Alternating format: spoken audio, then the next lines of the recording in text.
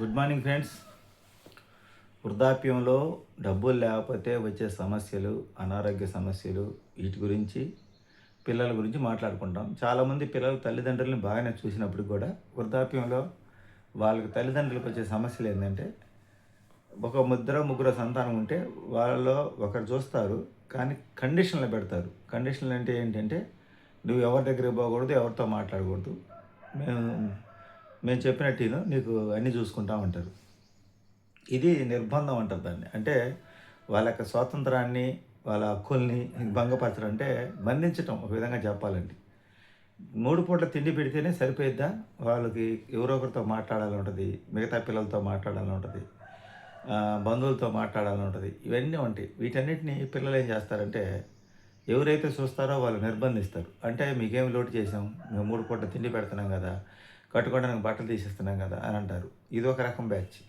ఇంకొక రకం బ్యాచ్ ఎలా ఉంటారంటే, తల్లిదండ్రులు సరే వృద్ధాప్యంలో వాళ్ళకి అవసరమైనవి కొనుక్కోవటానికి చిన్నపిల్లల్లాగా ఉంటారు. వాళ్ళు వృద్ధాప్యంలో అన్నీ తినాలనిపిస్తుంది, అందరి దగ్గరికి పోవాలనిపిస్తుంది. బాల్యం ఎలా ఉంటుందో వృద్ధాప్యం కూడా అలాగే ఉంటుంది. వీళ్ళకి పిల్లలకి ఏం తెలీదు. వాళ్ళకి వృద్ధాప్యంలో ఎలా చూసుకోవాలో కొంతమంది తెలియదు. కండిషన్లో పెడుతుంటారు, ఇబ్బందులు పెడుతుంటారు అన్నమాట. అప్పుడు వాళ్ళు కాసిన కూసిన డబ్బులు దాచిపెట్టుకుని వాళ్ళ దగ్గర గోప్యతగా డబ్బులు దాచిపెట్టుకుంటే, కొంతమంది ఏం చేస్తారంటే వీళ్ళకి ఈ వృద్ధులకు డబ్బులు ఎగ్గొడుతుంటారు. నమ్మకంగా తీసుకొని ఎగ్గొడుతుంటారు. అంటే పిల్లలు తెలియకుండా దాచిపెట్టుకుంటే మా అవసరాలకు ఉంటాయని చెప్పి దాచిపెట్టుకుంటే, ఆ నమ్మకంగా ఆ డబ్బులు మీకెందుకు మేము వడ్డీతో గెలిపిస్తామని చెప్పి తీసుకొని చాలామంది ఎగనామం పెడుతుంటారు. ఏదైనా బ్యాంకుల్లో ఏదైనా వేసుకున్నా తెలిసిపోద్ది అనమాట. కొంతమంది తెలివిగా బ్యాంకుల్లో వేసుకుని ఉంటారు. ఇప్పుడు ఈ డబ్బులు లాగడానికి కొంతమంది పిల్లలు, అందరిని నేను అంటంలా, కొంతమంది పిల్లల గురించి చెబుతా. అంటే ప్రయోజకులైన వాళ్ళు కొంతమంది ఇటు గురించి పట్టించుకోరు. కొంతమంది హక్కుల కోసం పోరాడుతుంటారు. కొంతమంది తల్లిదండ్రులే కదా, సరే వాళ్ళ జీవితం, వాళ్ళ డబ్బు, వాళ్ళ ఇష్టం అని వదిలేస్తారు. మమ్మల్ని ప్రయోజకులు చేశారు కదా. కొంతమంది ప్రయోజకులైన వారుగా వదిలిపెట్టరు. ఇలాంటి కొడుకుల గురించి కొంతమంది గురించి చెప్తాను నేనండి. తల్లిదండ్రి బాగా బాగా డబ్బులు సంపాదిస్తారు. కుటుంబం అంతా కలిసి సంపాదిస్తుంది. వాళ్ళు తెలివికల కొడుకు, తెలివితెక్కల కొడుకు కొంతమంది ఉంటారు. ఆ అమాయకుడైన వాడికి తల్లిదండ్రుల దగ్గరే పెట్టుకొని వాడికి సపోర్ట్ చేస్తూ ఉంటారు తల్లిదండ్రులు. తెలివికలవాడు బయటికి వెళ్తాడు. పెత్తనం అంతా వాడే చేస్తుంటాడు. వాడు ఎంత లాగాలో అంత లాగేస్తుంటాడు తల్లిదండ్రుల దగ్గర నుంచి. ఇంకా అయినా తల్లిదండ్రుల దగ్గర డబ్బులు ఉన్న సంగతి తెలుసుకున్న కొడుకు, ఈ డబ్బులు మొత్తం రేపు అందరికి పంచుతారు, ఇది మొత్తం నేనే లాగేయాలి నాకు దుర్బుద్ధి పుట్టి వాడు ఏం చేస్తాడంటే, వాడి స్వార్థం ఏర్పడుద్ది కొంతకాలం తర్వాత. మంచిగానే ప్రేమగానే మాట్లాడుతుంటాడు. మనం గౌరవంగా బతకాలి, మనం ఇప్పుడున్న పాత ఇల్లు కాకుండా కొత్త ఇల్లు కట్టుకోవాలి, మనదంటూ ఒక పేరు ఉండాలి అందరిలో అని తల్లిదండ్రులు చెప్పి వాళ్ళ దగ్గర డబ్బులు లాగడానికి ఇల్లు మొదలు పెడుతుంటారు. ఇల్లు మొదలుపెట్టి సగం పూర్తిగా ఇంటి స్లాబ్ అయిపోయి ఇంకా డబ్బులు అయిపోయినాయి, ఇప్పుడు డబ్బులు కావాలి, ఎక్కడ అప్పులు తేవాలి, అది అని తల్లిదండ్రుల దగ్గర మాట్లాడతారు మంచితనంగా. మొత్తం వాళ్ళని తీసుకొచ్చి చూపిస్తారు. అంతా మీ ఇష్ట ప్రకారమే అని చెప్పి వాళ్ళని కరెక్ట్గా తీసుకొని పాయింట్లో కూర్చోబెడతారు. ఇంకా బాగా సెంటిమెంట్గా మాట్లాడికి ఏమైంది, మా కొడుకు ఇల్లు సగం లాగిపోయింది, ఇది నలుగురిలో నవ్వులు పాలైద్ది అని చెప్పి తల్లిదండ్రులు వాళ్ళ దగ్గర ఉన్న డబ్బులు మొత్తం ఎక్కడెక్కడ దాచిపెట్టుకునే తెచ్చి పిల్లల చేతికిస్తారు. రేపు వీళ్ళే కదా చూసేదాన్ని. అయితే ఏమవుతుందంటే, ఈ డబ్బు మొత్తం లాగేదాకా ప్రేమగా మాట్లాడిన తర్వాత ఇల్లు కట్టుకున్న తర్వాత ఎప్పుడైతే ఈ డబ్బు వీళ్ళదే, స్థలం తల్లిదండ్రులదే, ఈడు కొంచెం బిగినింగ్ కొంత డబ్బులు పెట్టి స్టార్ట్ చేసి మొత్తం వాళ్ళ దగ్గర ఏ గూట్లో ఉన్న డబ్బులు మొత్తం లాగేస్తాడు తెలివికల కొడుకు. లాగేసి ఇల్లు మొత్తం పూర్తి అయిపోయిన తర్వాత ఇంకా అప్పుడు వాడు విశ్వరూపం బయట చూపిస్తాడు. ఇది నా ఇల్లు, మీ ఇంట్లో నా ఇంటికి మీరు ఎవరు రావద్దు, ఇది నా ఇల్లు, ఇన్ని రోజులు నువ్వు వాడికి పెద్దవాడికి పెట్టావు కదా, లేకపోతే చిన్నవాడికి పెట్టావు కదా, నాకు అప్పుడు ఏం పెట్టలేదు, నేను తెలివిగా బయట సంపాదించుకుంటున్నాను, ఇది నా డబ్బు, ఇది నా ఇల్లు, నా వాటా నాకు వచ్చింది, ఇంకా మీ మీరే ఇక మీకు నేనేం ఇవ్వాల్సిన పని లేదు అని చెప్పి మిగతా ఉన్న ఆస్తులు కూడా హక్కులు కోరుతుంటారు. ఇలా తల్లిదండ్రులని బలహీనలు చేసేస్తారన్నమాట తెలివికల కొడుకులు. అందరు కాదు, కొంతమంది సంగతినే చెప్పేది. వాళ్ళు నిస్సహాయం చేసేస్తారు. ఇంకంతకన్నా దుర్మార్గం అని చెప్పండి. ఇప్పుడు వీళ్ళు ఏ తెలివి ఉపయోగించారో రేపు వీళ్ళ పిల్లలు కూడా అదే తెలివి కదా ఉపయోగించేది వీళ్ళ దగ్గర. ఇప్పుడు వాళ్ళకి ఒక కొడుకు, కూతుర్లు, ఒక కొడుకు, ఇద్దరు కొడుకులు ఉండొచ్చు, కూతుర్లు ఉండొచ్చు. నలుగురు సమానంగానే చూడాలని ఉంటారు వాళ్ళు. నలుగురు ప్రేమలు వాళ్ళకి కావాలి వృద్ధాప్యంలో. ఎందుకంటే చిన్నప్పుడు నలుగురు నీళ్ళే కదా కనిపించింది. వీళ్ళు ఏం చేస్తారు, మిగతా వాళ్ళకి పోకుండా తెలివిగా మొత్తం రాసేస్తారు. వీళ్ళ దగ్గర నుంచి మొత్తం రాపించుకుంటారు తెలివిగా. అంటే వాళ్ళు ఎక్కడెక్కడ దూరంగా ఉంటారు పెళ్ళిళ్ళు చేసుకొని, లేకపోతే కొంతమంది పట్టించుకోరు. తెలివి కల్లోడు ఏంటంటే మంచితనంగా మొత్తం రాపించుకొని తల్లిదండ్రులని ఇలా రోడ్ల పాలు చేసే పిల్లలు ఎంతోమంది ఉన్నారు. ఇంకా వృద్ధాప్యంలో వాళ్ళ పరిస్థితి చూడండి ఎంత మానసిక క్షోభ అనిపించాలో.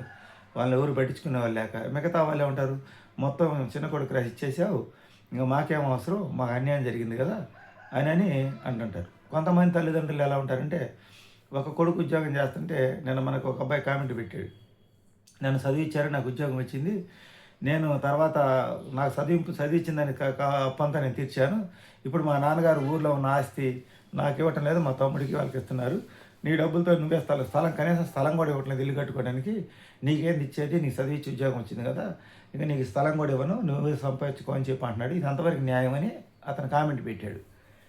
అది దాంట్లో వాస్తవంగా అయితే ఆ అబ్బాయి మీరు చదువుకి సంపాదించి ఇంటికి డబ్బులు పంపించినప్పుడు తండ్రి ఆస్తిలో వాటా ఇవ్వాలి మిగతా వాళ్ళతో సమానంగా. ఇక్కడికి ఆ తండ్రి ఏం ఆలోచన చేస్తానంటే, అక్కడ ఇంకొక కొడుకు మీద, దగ్గరగా ఉండే కొడుకు మీద ప్రేమతో, పెద్ద కొడుకు మీద అసూయతో అతను ప్రవర్తించడం జరుగుతుంది. అంటే వృద్ధాప్యం వచ్చేసరికి ఏం జరిగిందంటే, ఎవరైతే దగ్గరగా బాగా మాట్లాడతారో వాళ్ళని ప్రేమిస్తారు, వాళ్ళు నమ్ముతారు. అది మిగతా వాళ్ళకి నచ్చదు. అంటే ఆస్తి ఇవ్వడం నచ్చదు. సమభావం సమహక్కుల కోసం పోరాడుతుంటారు. దీన్ని బ్యాలెన్స్ చేయడం సాధ్యమైన పని కాదు. ఇలా కొన్ని కథా చిత్రాలు నడుస్తుంటాయి. వాళ్ళతో ఎవరు ప్రేమకు వాళ్ళే కాదు, పిల్లలు దూరంగా ఉండి పరాయాలు ఎవరైనా సరే ఇరుగు పొరుగు వాళ్ళు ప్రేమగా మాట్లాడిన వాళ్ళని కూడా గుడ్డిగా నమ్ముతారు. ఉదాహరణకి మా అమ్మగారు మేము దూరంగా ఉంటుంటే ఆమె అక్కడ ఊర్లో చాలామంది నమ్మి అప్పులు ఇచ్చేసింది, మొత్తం ఎగ్గొట్టారు. లాస్ట్కి అయిన వాళ్ళని దగ్గర తీస్తే ఒకరికి 2 లక్షలు, ఇంకొకరికి ఒక 2 లక్షలు, ఇంకా వేరే వాళ్ళు చిల్లర మల్లరగా మొత్తం 5 లక్షలు 6 లక్షలు మొత్తం ఇచ్చింది. ఎందుకంటే రేపు నీ కొడుకు చూస్తాడు చూడడం, నీ దగ్గర కొంత డబ్బులు పెట్టుకోమని చెప్పారు. నేను కూడా ఏమనుకున్నా అంటే, నేను ఇప్పుడు చెప్తున్నా కదా, వృద్ధాప్యంలో వాళ్ళకి స్వాతంత్రం ఇవ్వాలి, వాళ్ళకి మనకిష్టం లేకపోయినా వాళ్ళకి వాళ్ళ బంధువులతో చాలామందితో కలవడం ఇష్టంగా ఉంటుంది. ఆ ఒక స్వాతంత్రం ఇవ్వాలని చనిపోయేదాకా కూడా మా అమ్మగారికి నేను ఆ స్వాతంత్రం ఇచ్చాను. ఆ స్వాతంత్రం ఇవ్వటం వల్ల ఏం జరిగిందంటే, స్వేచ్ఛగా ఆ జీవితాన్ని నేను హ్యాపీగా బతకాలని చెప్పి మనం ఎప్పుడైతే ఇచ్చామో, ఆమె ఇతరులని నమ్మటం, ఆ కొడుకుని నమ్మిన ఎక్కడో అనుమానం ఉంటుంది, నా కొడుకుని పూర్తిగా నమ్మితే రేపు నన్ను చూస్తాడో లేదని. అలా లోకల్కి డబ్బులు ఇచ్చి పోగొట్టుకుంటారు కొంతమంది వృద్ధులు. ఇంకా తర్వాత వాళ్ళు చనిపోయిన తర్వాత రూపాయి బిళ్ళ మనకు తిరిగేవారు. ఇలా పోగొట్టుకునే వాళ్ళు చాలామంది ఉన్నారు. ఇలా ఇతరులను నమ్మి ప్రేమగా మాట్లాడితే, అంటే ఆ ప్రేమ తన పిల్లలు చూపించినప్పుడు ఎదుటి వాళ్ళ దగ్గర ఆ ప్రేమను పొందుతూ తల్లిదండ్రులు డబ్బులు పోగొట్టుకుంటుంటారు. కొంతమందికి కొడుకులు ఎలా ఉంటారంటే, ఇంకా తల్లిదండ్రుల దగ్గర ఇల్లు వాకిలిని కట్టడం మొదలుపెట్టి మంచితనంగా మాట్లాడి డబ్బంతా లాక్కున్న తర్వాత మొత్తం ఇంకా మిగతా ఆస్తి, ఇంకా మిగతా వాళ్ళ పేరు మీద ఆస్తి ఉంటుంది కదా, అప్పుడు వాళ్ళు అసలు విశ్వరూపం చూపిస్తారు. ఇంకా మన ఇంటి తట్టు నువ్వు ఆడపిల్లల ఎవరు రానిచ్చినా నేను మటుకు చూడను, నువ్వు ఆడపిల్లల్ని ఇంటి తట్టు మన ఇంటి తట్టు రాకూడదు, మిమ్మల్ని వృద్ధాపిల్లని చూడాలంటే నేను చెప్పినట్టు ఇంటేనని కండిషన్లు పెడతారు. అది ఎంత పాపమో చూడండి. ఇప్పుడు డబ్బంతా లాగేసుకున్నావు, ఇంకా వాళ్ళు ఉన్న ఆస్తులు అమ్మనేవు, వాళ్ళేమో బతకనేయకుండా ఇంక వీడేసే ముద్ద వాళ్ళు తినాలన్నమాట. అంటే వాళ్ళ శరీరంలో శక్తి ఉన్నంతకాలం కష్టపడి సంపాదించి పెట్టారు. ఫైనల్లో వచ్చేసి వాళ్ళు బలహీన పడిన తర్వాత అప్పుడు వాళ్ళ మీద కక్ష తెచ్చుకోవడం అంటారు, తల్లిదండ్రుల మీద కక్ష తీసుకుంటారు. అంతకన్నా వృద్ధాప్యంలో నరకం ఏమైనా ఉంటుందా? వాళ్ళు ఏడుస్తా నిరంతరం వేదన చెందుతూ ఉంటారు. అంటే ఒక విధంగా చెప్పాలంటే దాన్ని వాళ్ళ తల్లిదండ్రులు బంధించినట్టే. ఇంకా తల్లి ఏమంటుంది, కొడుకు చెప్పినట్టేనయ్యా, ఇంకా వాడు చెప్పినట్టు వినకపోతే వృద్ధాప్యం మనకు ఉండదు అని తల్లి కొడుకు పక్క వెళ్ళిపోయింది. ఇంకా తండ్రి ధర్మం చేసిన తండ్రి ఇంకా నలిగిపోతూ ఉంటాడు. ఎంతో అలారముద్దుగా పెంచుకుంటారు కదా ఆడపిల్లలను కూడా, ఇంకా వాళ్ళని కనీసం చూడటానికి ఇంటి తట్టు కూడా రానికపోతే, వాళ్ళ దగ్గరికి పోనీకపోతే ఇంకా ఆ తండ్రికి ఇంక అంతకన్నా శిక్ష ఏముంది చెప్పండి. ఇలాంటి శిక్షలు విధిస్తూ ఉంటారు. అదేమంటే నలుగురు సమాజంలో నలుగురు కూడా నీ కొడుకు చెప్పినట్టు రాదా, వాడే కదా నేను చూసేది రేపు, వాడే కదా నీ తల కొరి పెట్టేది, వాడు చెప్పినట్టు రాదా అని అంటుంటారు. ఇలా ఆస్తులను సంపాదించి పిల్లల చేతిలో ఇలా వృద్ధాప్యంలో నలిగిపోయే తల్లిదండ్రుల కథలు ఎన్నో. అలాగే పిల్లల్ని నమ్మకుండా ఇతరులకు డబ్బులు ఇచ్చి కుటుంబాలను పాడు చేసే తల్లిదండ్రులు కూడా చాలామంది ఉంటారు. ఇలా వృద్ధాప్యం అనేది ఇదంతా ఎందుకు జరుగుతుందంటే, వృద్ధాప్యంలో వాళ్ళ పట్ల తల్లిదండ్రుల పట్ల పిల్లలు ప్రేమ చూపించలేకపోవడం. ఇంకా అదొక సమస్య ఏంటంటే, తల్లిదండ్రుల పట్ల ఎంత ప్రేమ చూపించినప్పుడు కూడా కొంతమంది ఇరుగు పొరుగు వారి మాటలు ఎక్కువ వింటూ ఉంటారు. అంటే ఆ పిల్లలు పెళ్ళైన తర్వాత నీ కొడుకు మారిపోయాడు, కోడలు చేతిలో పెట్టుకుంది, గుప్పిట్లో పెట్టుకుంది, ఇలాంటి మాటలు కోడల మీద కూడా అంటుంటారు. అంటే అందరి కోడళ్ళు చెడ్డగా ఉంటారు, అందరి కోడళ్ళు మంచిగా ఉంటారు. మంచిగా ఉండే కోడలను కూడా నిందలేస్తుంటారు. కొంతమంది కోడళ్ళేమో పూర్తిగా అత్తామామని కంట్రోల్లో పెట్టుకొని గుప్పిట్లో పెట్టుకోవాలి, మొత్తం సామ్రాజ్యం మొత్తం నా గుప్పిట్లో పెట్టుకోవాలని వాళ్ళు అనుకుంటా వాళ్ళు కూడా కొంతకాలానికి మోసపోతూ ఉంటారు వాళ్ళకు వచ్చే కోడళ్ళు పిల్లల చేతిలో. ఈ వృద్ధాప్యం అనేది చాలామందికి నరకప్రాయం. బాల్యం కన్నా కూడా వృద్ధాప్యం చాలా నరకంగా ఉంటుంది. బాల్యంతో కొట్టి వాళ్ళకి భవిష్యత్తు బాగుండడానికి తల్లిదండ్రులు క్రమశిక్షణలో పెట్టి పిల్లల్ని ఎలా స్కూల్కి పంపుతారో, వృద్ధాప్యంలో తల్లిదండ్రులని ఆ పిల్లలు క్రమశిక్షణలో పెట్టే పిల్లలు ఎంతోమంది ఉన్నారు. వాళ్ళకి స్వాతంత్ర్యాలు ఉండవు. వాళ్ళు తినాలనుకుని తినలేదు, ఎక్కడికైనా చూడాలనుకుంటే చూడలేరు, నలుగురితో కలిపి మాట్లాడటానికి లేదు. ఒక 4 గోడల మధ్యలో బంధించేస్తారనమాట. 3 పూటల టయానికి ముద్ద పెడతాను తినంటారు. ఇంకంతకన్నా నరకమేముంది. అందుకని వృద్ధాప్యం అనేది ఎలా ఉండాలంటే పిల్లల చేతిలో చిక్కుకునేటట్టు లేకుండా కాళ్ళు చేతులు సక్రంగా ఉండాలి, ఆరోగ్యం బాగుండాలి. భగవంతుడి దయ వల్ల తిరుగుతూ పోవాలని కోరుకుంటారు చాలామంది. అందుకే ఎక్కువ దేవస్థానాలకు వెళ్తూ ఉంటారు. భగవంతుడా, నాకు నువ్వు ఇచ్చేది వృద్ధాప్యం అనేది సుఖమైన మరణాన్ని ప్రసాదించమని కోరుకుంటారు. సుఖమైన మరణం అంటే పిల్లల చేతిలో చిక్కుకోకుండా, సమాజం చేతిలో చిక్కుకోకుండా, అనారోగ్యాల బారిన పడకుండా, శరీరం అవయవాలు పనిచేయకుండా, అంటే మైండ్, కళ్ళు, ముక్కు అన్నీ మిగతా తలలో అవయవాలన్నీ కరెక్ట్గా పనిచేస్తుంటే ఆలోచన శక్తి అన్నీ కరెక్ట్గా ఉంటాయి. కానీ శరీరం మటుకు వృద్ధాప్యానికి వచ్చేసి సహకరించదు. ఇంకొకరి మీద ఆధారపడేది అవమానకరంగా ఉంటుంది. వాళ్ళని పిల్లల్ని ఏదడిగి తెప్పించుకోలేరు. ఏదైనా తినాలని కోరుకున్న చంపుకోవాలి. అది పిల్లలు అర్థం చేసుకోలేరు. ఎందుకంటే మీకు అనారోగ్య సమస్యలు ఉండి మీరు ఇది తినకూడదు, అది తినకూడదు అనే డైటింగ్ అంటే వాళ్ళని కఠినమైన క్రమశిక్షణలో పెడుతుంటారు. అలాంటి వృద్ధాప్యంలో బాధపడే తల్లిదండ్రులు ఎంతోమంది. ఇదంతా మీరు గమనించినట్టయితే వృద్ధాప్యంలో ఉన్న తల్లిదండ్రులు నలుగురు సంతానంలో ఒకరి పట్ల ప్రేమ చూపించడం వల్ల మిగతా వాళ్ళు అన్యాయమై శత్రుత్వమై వాళ్ళ వృద్ధాప్యం ఎలా ఉంటుంది. నేనేమంటానంటే మీరు ధర్మాన్ని పాటిస్తే వృద్ధాప్యం మీకు ఈ విధంగా ఉండదనేది నాకు తెలుసు, నాకు అర్థమవుతుందనమాట. అంటే పిల్లల్ని సమానంగా చూడండి.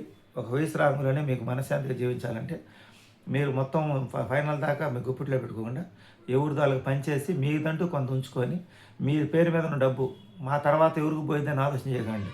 ఉన్నంతకాలం వడ్డీ తెచ్చుకొని పోయిన తర్వాత వాళ్ళే నలుగురికి మీకు నచ్చిన వాళ్ళు నామినీ పెట్టండి.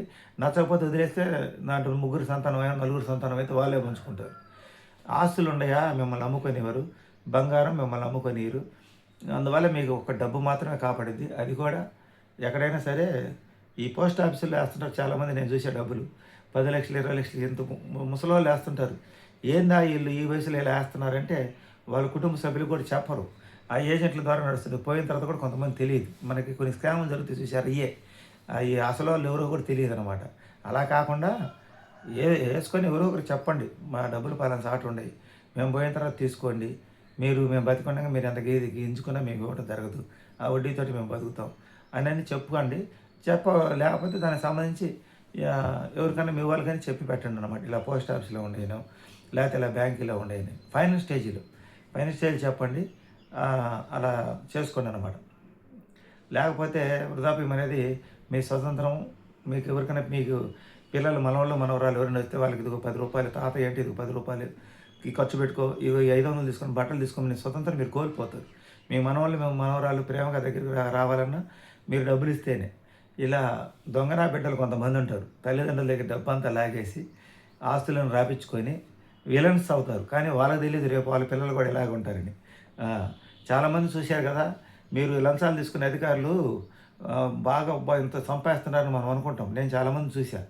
లాస్ట్కి వాళ్ళు చనిపోయేటప్పటికి అనారోగ్య సమస్యలు చనిపోతారు. తర్వాత వాళ్ళ పిల్లలు పని పాట లేకుండా గాలి తరగా తిరుగుతూ ఉంటారు. ఇల్లు వాకిల్లు ఆస్తులు ఏమన్నా కూడా వాళ్ళ కళ్ళ ముందే పిల్లలు అమ్మేస్తుంటారు అనమాట. ఎందుకంటే మనం ఎప్పుడైతే ధర్మాన్ని తప్పుతామో మనం అనుకుంటాం అవతల దగ్గర నుంచి అక్రమంగా లాక్కున్నామో, అవతలను బాధించామని. తాతకు తీసిన బొచ్చే తలాపి కాడే ఉంటుంది. మనం ఏం చేస్తాం అది 10 రెట్లు తిరిగి మనకు వస్తుంది.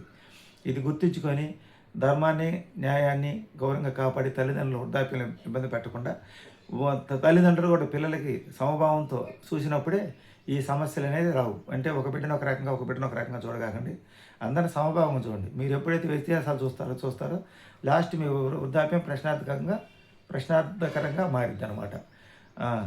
మనకి కడుపును పుట్టిన పిల్లలందరూ సమానం అనుకుని చూడండి, అంతా హ్యాపీగానే నడిచిద్ది. ఫైనల్లో మీరు ఎవరి దగ్గర ఇష్టమై ఉండాలనుకుంటున్నారో మీకు ఏ ఆట అయితే పంచుకుంటారో, మీ దగ్గర ఏ డబ్బు అవుతుందో అది వాళ్ళకి ఇచ్చుకొని వాళ్ళ దగ్గర సెటిల్ అయిపోండి. అది మీకు నచ్చింది మీ ఇష్ట ప్రకారం స్వతంత్రం, వాళ్ళకు కూడా నచ్చితే. అంతేగాని 4 పడవల మీద కాలేసారంటే ఎటు కాకుండా పోతారు. ఏదో ఒక దారిని నమ్ముకుంటే బెస్ట్. ఇది ఈరోజు వీడియో.